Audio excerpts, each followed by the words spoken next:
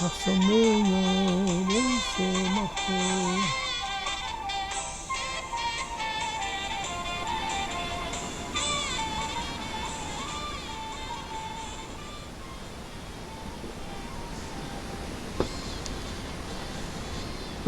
b'chagecha. Let's start again with L'chaim. We're in the Sukkah. A little windy here, but as windy as it is outside, it will never able to destroy the Sukkah. Certainly not the Sukkah spirit. The Sukkah is, as the famous Yiddish song goes, a Sukkah la kleine, mit bretelach gemeine, a little Sukkah, but this little Sukkah has prevailed throughout the generations. So my friends, L'chaim, L'chaim, L'chaim, and may we continue to celebrate in the Sukkah of the skin of the Leviathan in Yerushalayim with Mashiach. L'chaim.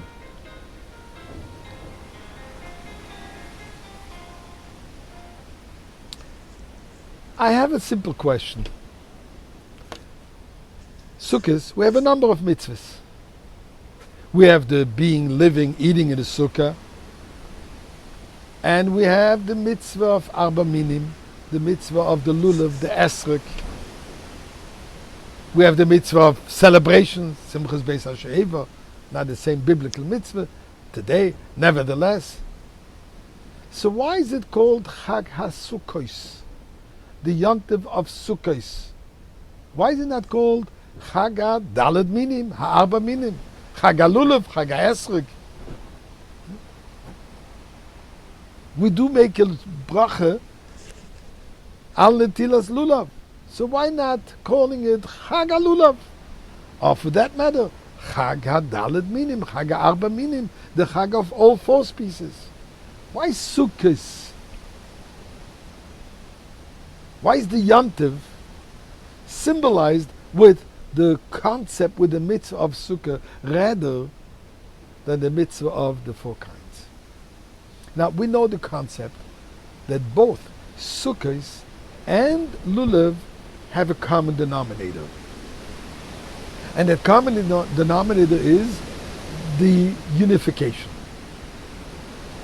The Lulav, as we had spoken, represents the four different types of people, from the highest, from the Esrog, which represents knowledge and good deeds, the Lulav, which represents knowledge and no emphasis so much on deeds, the Hadassim, that represents the myrtle, which represents the good deeds, not so much knowledge, and then finally the Aravas, that no deed, no action, a simpleton. Yet, we combine them together, we unite it. The Sukkah also represents this idea that we all enter into the Sukkah equally.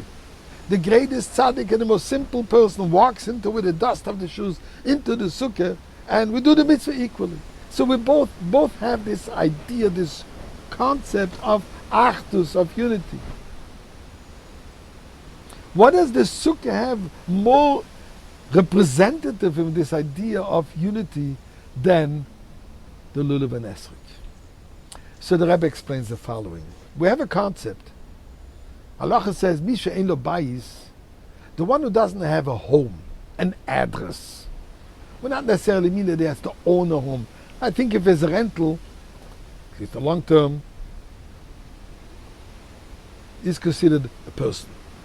A person without an address, let's put it in simple words, a homeless, says the Gemara, Eine Koroi Adam.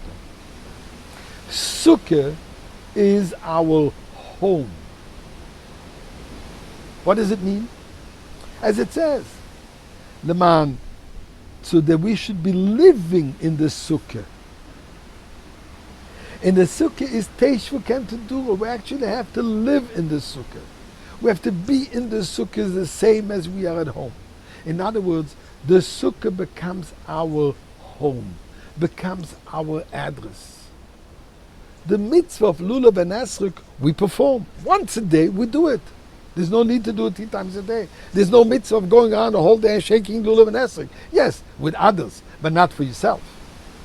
Whereby the Sukkah is something, even when I'm not in the Sukkah, for whatever reason, my address is the Sukkah. My home is the Sukkah. The Sukkah identifies me who I am. And what is my identity? Let's call it in terms of the year of Hakel, a Hakel Yid. Hakel means what? Unity, assembly. The Sukkah identifies me as a person who is unified with everybody else. The Lulav and Esrik, I do the unity. The Sukkah is what I am. The Sukkah is my entire identity. So on this Yom Tov of Sukkot, let's strengthen that unity. And indeed, we will all be unified. B'Sukkosei shel Yasnu with Mashiach. Good Yom Tov.